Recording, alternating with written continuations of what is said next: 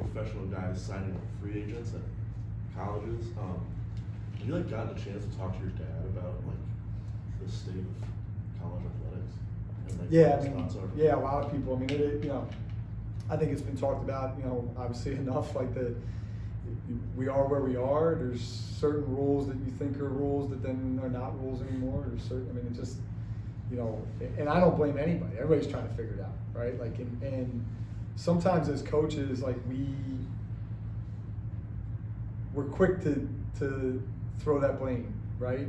And you know, I'll bring up like we all agreed upon the one-time transfer exception until it could affect us in a positive way, and then there was coaches that were going like, well, no, my guy should be allowed to transfer twice, but he should be allowed to play right away, and then we go and fight it. So, you know, everybody takes a part in it. I'm not even gonna say blame. Everybody just plays a part in this shifting landscape, right? So, it's been. Every time I think like, well, maybe it'll start to settle, there's something new. And to be honest with you, coaches are good at finding gray areas.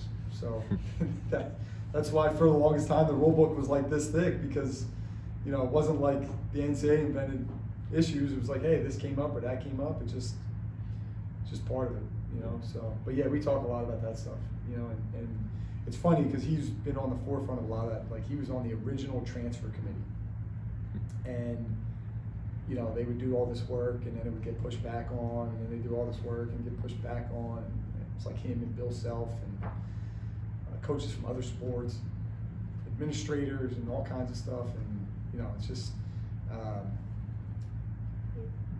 there will be a point where the dust will settle and everything will get leveled out and cleared out. We're just in the, you know, in the middle of, I would call it a remodeling project, right? Like, you know, I've never remodeled a house. Well, actually, when I was a kid, my mom redid the kitchen. I just remember the kitchen was now the dining room, right? You just have to live like that for a little bit, right? And find your way, and then eventually the kitchen's done, and you're like, hey, this is pretty nice.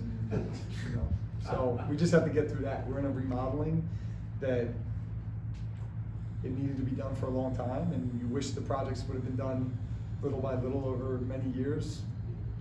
We just hit a point where it all kind of came together.